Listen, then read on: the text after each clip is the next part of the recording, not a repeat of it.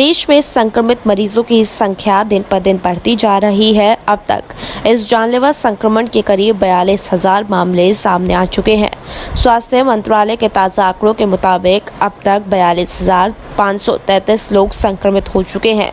वहीं 1,373 लोगों की मौत हो चुकी है। हालांकि 11,707 लोग ठीक भी हुए हैं। बड़ी बात यह है कि पिछले 24 घंटों में 72 लोगों की मौत हुई है। यूपी की योगी आदित्यनाथ सरकार ने लॉकडाउन 3 को लेकर दिशा निर्देश जारी कर दिए हैं। इसके तहत यूपी में ग्रीन जोन में बसें चलेंगी, लेकिन इनमें 50% सवारियां ही बिठाई जा सकेंगी। ग्रीन जोन के जिले के अंदर टैक्सी और कैब भी चलेगी, जिनमें एक ड्राइवर और 2 लोग बैठ सकेंगे। इसके अलावा सभी जोन में शहरी और ग्रामीण क्षेत्रों में सुबह 10 बजे से शाम 7 बजे तक शराब की दुकानें भी खोली जा सकेंगी। इस दौरान सोशल डिस्टेंसिंग का कड़ाई से पालन करना होगा। कंटेनमेंट जोन के भीतर आने वाले इलाकों में शराब की दुकानें नहीं खुलेंगी। साथ ही सभी जिलाधिकारियों को निर्देश दिया गया है कि वो कड़ाई से लॉकडाउन के नियमों का पालन कराएं। इसमें कहा गया है कि शहरी क्षेत्र में आने वाले सभी मॉल, मार्केट कॉम्प्लेक्स बंद रहेंगे।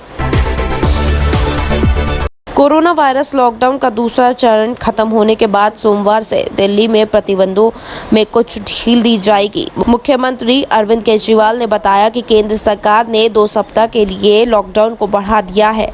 पूरी दिल्ली रेड जोन में है। इसमें केंद्र सरकार ने जो भी छूट दी है वो सभी छूट हम दिल्ली में देंगे।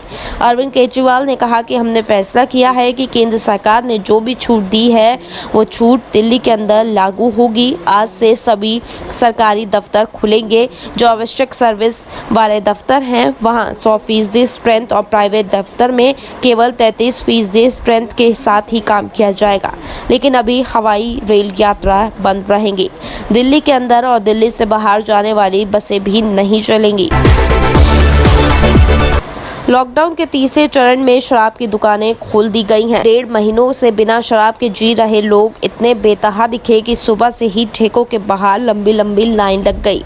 देश भर में केंद्र सरकार की अनुमति से दुकानें खोली गईं।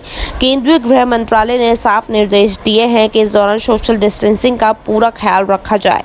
कई जगहों पर तो दुकानें खुलने से 2 घंटे पहले ही लोग लाइन में खड़े हो गए और अपनी बारी का इंतजार करने लगे। इस दौरान सोशल डिस्टेंसिंग का पालन कराने के लिए दुकानों के बाहर बैरिकेड्स लगाए गए और लोगों के दूर दूर खड़े होने के लिए पेंट से निशान भी बनाए गए।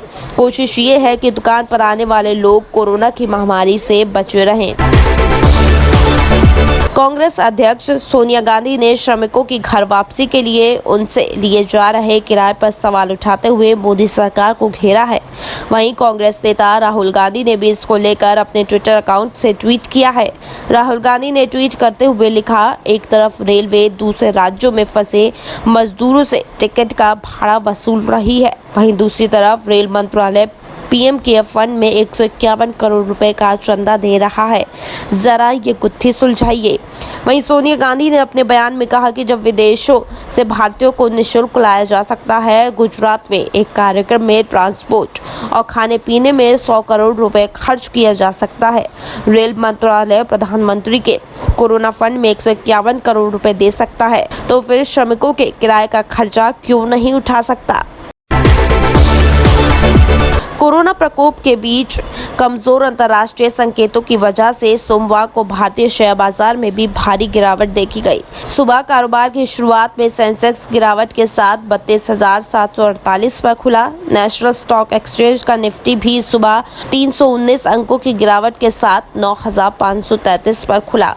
सोमवार को शुरुआती कारोबार में रुपए में भी गिरावट देखी गई। डॉलर के मुकाबले रुपया 75.73 पर खुला। गुरुवार को रुपए 75.10 पर बंद हुआ था।